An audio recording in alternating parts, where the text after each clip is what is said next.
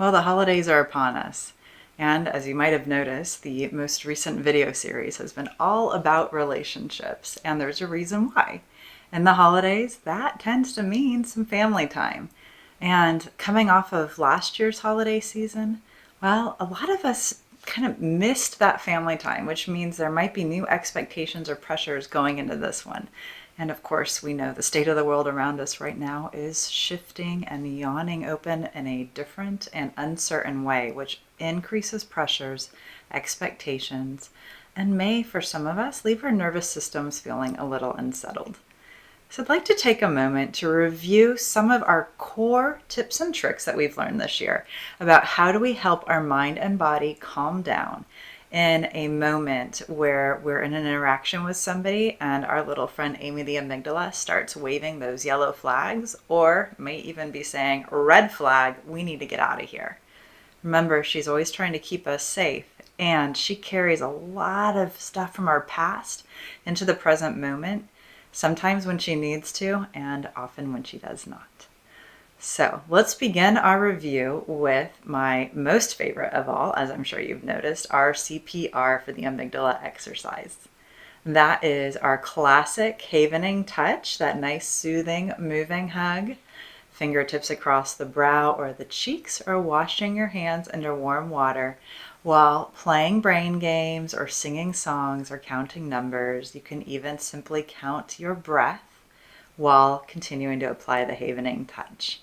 And a gentle reminder of what that's doing is creating a specific electrochemical cascade in your brain, which then courses down through your body because it is a system, letting your mind and body know that you are safe in this moment. Now, some quick hacks for CPR for the amygdala. If you're in an interaction with somebody and you start feeling unsteady or emotionally reactive, you can simply do the palm havening and do some gentle breath counts in your mind, or quietly hum a song in your mind. The person that you're speaking with won't know. And a little side note, a lot of the time when people are talking, they're just talking. They're not going to notice if you take a 20-second break from the conversation. And after your 20-second break, if there is a question or something you might have missed, you can say, you know what, could you repeat that for me? I'm not quite sure I caught that. Easy pleasy. The palm havening is just as effective as the arms and the face. Second hack is that sigh breath exercise. This is one of the fastest little exercises that nobody's going to know you're doing. What does it look like? You breathe in through your nose, and then before you exhale, breathe in again. And then long, slow release through your mouth. Repeat again.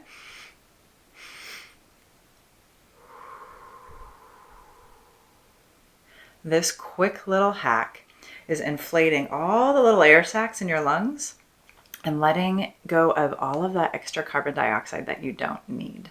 It's saying to your brain and your body, I have plenty of oxygen so that I can be responsive and present to the present moment.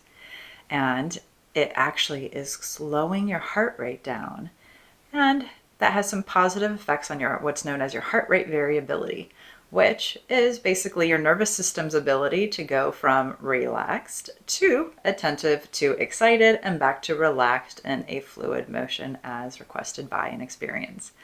That little hack, the sigh breath, takes about 30 to 60 seconds, and it's very, very quick. And again, nobody will even know you're doing it.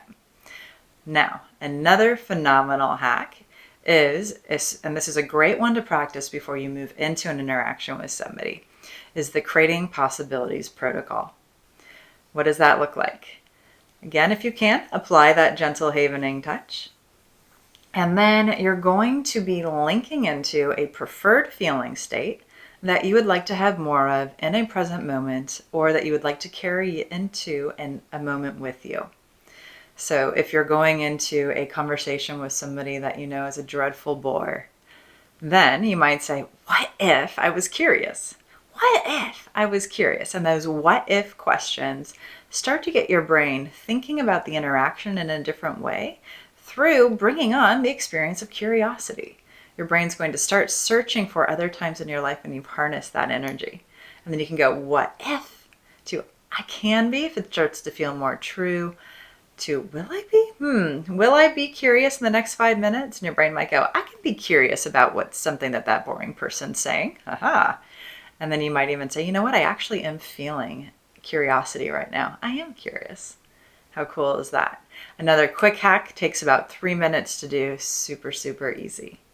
Now, in an interaction with somebody, if you start to notice that you have some defensiveness coming up or you're feeling attacked, this is a great little hack that we just practiced last week. It's that table exercise. Somebody's saying something to you, and you're giving yourself the opportunity to imagine that there's a table between you and that person, and that what they're saying is simply data points landing on that table. And that's data that is there for your consideration. It doesn't mean that what they're saying is true. It's simply information that you can circle back and reflect on later. Why is that important? Well, our families have a lot of power over us, especially if we grew up with them, which sometimes that's the meaning of family. These are people we've spent a lot of time in our childhood with. And that means that our brain tends to put on glasses related to the family system we grew up with. And those glasses don't give our brain the space to remember, wait a minute, I'm an adult now. I don't have to behave, think, feel, or act the way I used to. And so when we put that information on the table, it creates space for our thinking brain and our amygdala to step back and say, is this real? Is how I'm responding the way I want to be responding? And if you notice any flags coming up, again, it's a great opportunity to step out and do one of your soothing exercises. Bathroom breaks to calm the nervous system, always a good idea in the holidays. So 4 quick hacks to set you up for success this holiday season. And the last one, I'm actually going to give you 5, is to remember your boundaries. If at any point in time you start to feel like you're being gaslit, you're starting to feel unsteady or unsafe, then that is your cue to make sure that you prioritize yourself first and foremost. You are the most important person in your life, and you are deserving of safety, love, and everything that you could possibly need in the entire world to know that you're okay. So if you start to feel unsteady, take that breath, take a moment and step aside.